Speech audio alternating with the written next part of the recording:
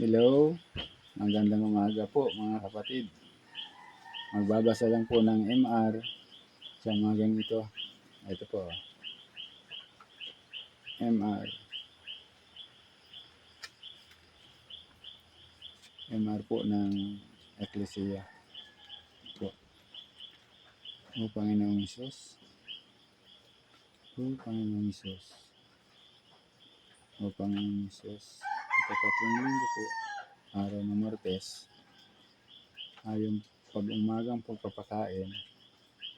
Ayon po sa Filipos, chapter 3, verse 12 at 15. Naghahabol ako, baka matanganan ko nga yaong ipinatatanga naman sa akin ni Kristo Jesus.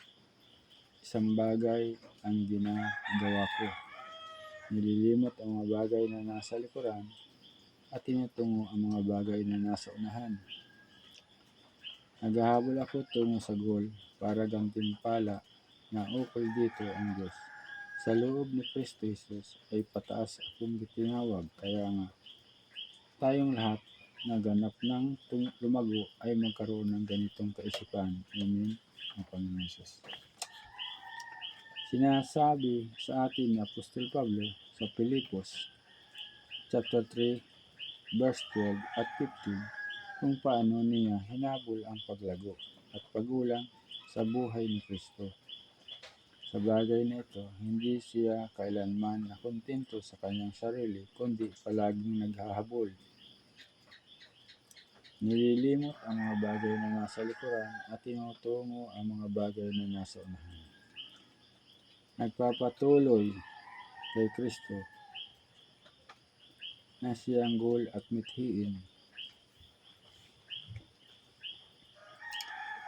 Ginawa niya ito upang matamo si Kristo para lumago at lumulang siya sa kanyang buhay gamit ang kanyang sariling paghabol bilang tularan. Hinikayat niya ang mga mananampalataya sa kanyang ginagabayan at inaalagaan na maging katulad niya, na maghabol sa buhay ni Kristo at natamuhin si Kristo ng lubos nang sa gayon siya ay lumago at gumulang.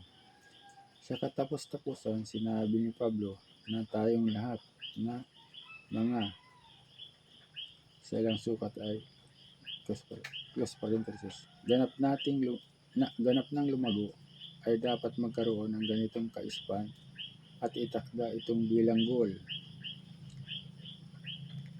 Babasahin ngayon.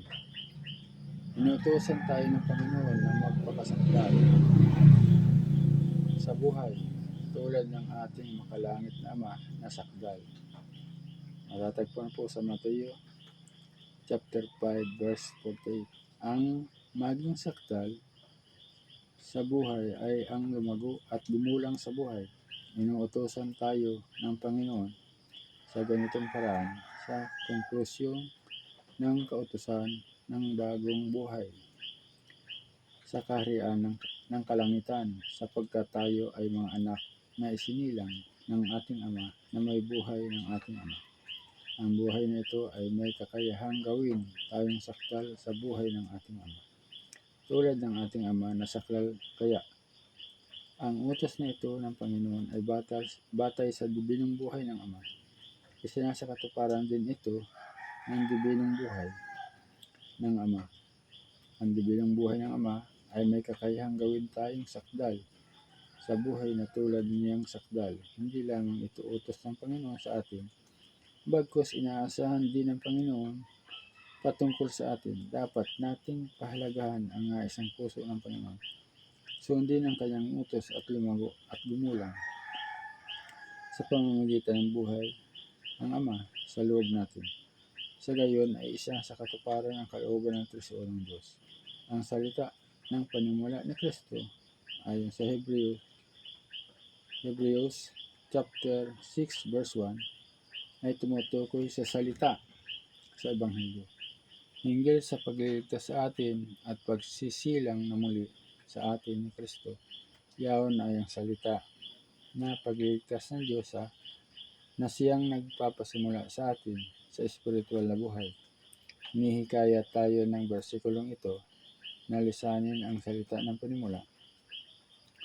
Yaw na ang lisanin ang panimula ng ating espiritual na buhay at madala sa kasaktalan sa espiritual na buhay. Ito ang lumago at gumulang sa espiritual na buhay.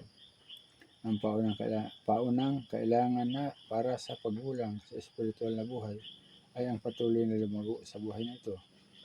Sa sandaling maisilang na muli ang isang mananampalataya at maging isang bagong silang na sanggol sa pang-espiritual, dapat niyang nasain ang salita ng Diyos sa Biblia bilang walang dayang gatas upang siya ay lumago sa kanyang espiritual na buhay.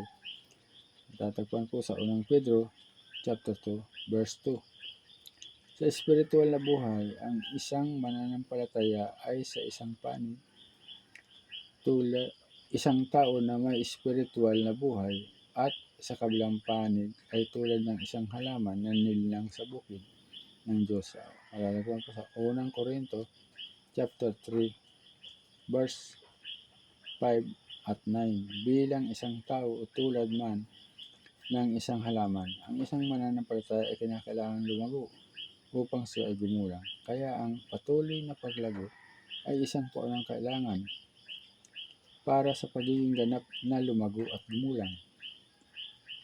Kundi sa pagtanga ng katotohanan, si Kristo sa loob ng pag-ibig, tayo ay lumago sa lahat ng bagay tungo sa Kanya, na siyang ulo, si Kristo.